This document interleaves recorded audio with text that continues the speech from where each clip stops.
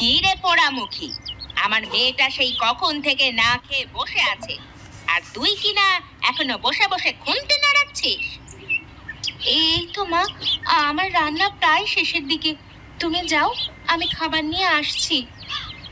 হাত চালিয়ে রান্না কর, আমার মেয়েটা সেই কখন থেকে না খেয়ে বসে আছে। হ্যাঁ মা, তুমি কোনো চিন্তা করো না।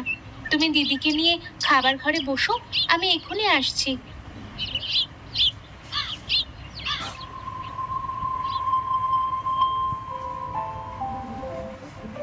এই নাও মা, খাবার।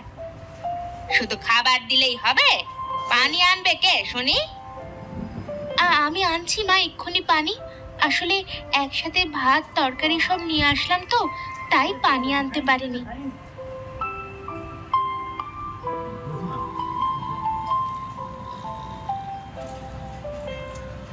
ঘরের মধ্যে দেখ, অনেকগুলো নোংরা জামা কাপড় আছে। জামা কাপড়গুলো কেচে নিয়ে তারপরে খেয়ে নিস। আচ্ছা মা।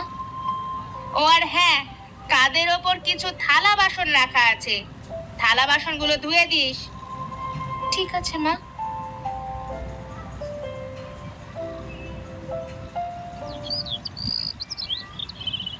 কি রে মা, তুই এত জামা কাপড় নিয়ে বসেছিস কেন?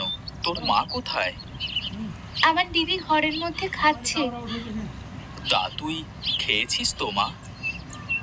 না বাবা, হাতের কাজগুলো সেরে তারপরে খাবো।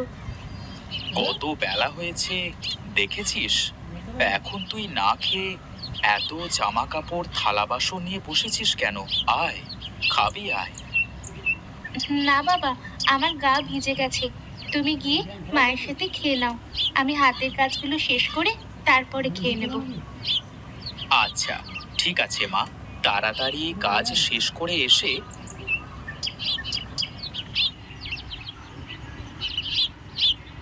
কি গো, তোমরা তো বসে বেশ খেয়ে নিচ্ছ, আর আমার ওই মা মরা বড় মেয়েটাকে দিয়ে এত খাটাখাটনি করাও কেন? কি এত খাটাখাটনি করানো হয়েছে শুনি? দিয়েছি তো কয়টা কাপড় কাচতে আর একটু থালা বাসন ধুতে। তা তোমার আর কি কাজ শুনি?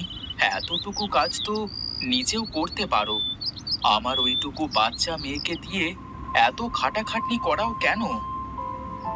আচ্ছা, আমার বড় ভুল হয়ে গেছে। তুমি এখন কয়টা খেয়ে নাও, খাওয়া দাওয়া শেষ করে বাগান থেকে কিছু আম পেড়ে আনতে হবে। ওই দেখো, আমি তো ভুলেই গিয়েছিলাম।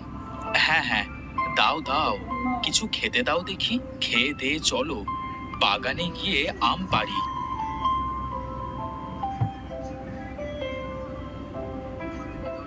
এই গাছগুলো আমার বাবা নিজের হাতে লাগিয়েছিলেন। সে যাবার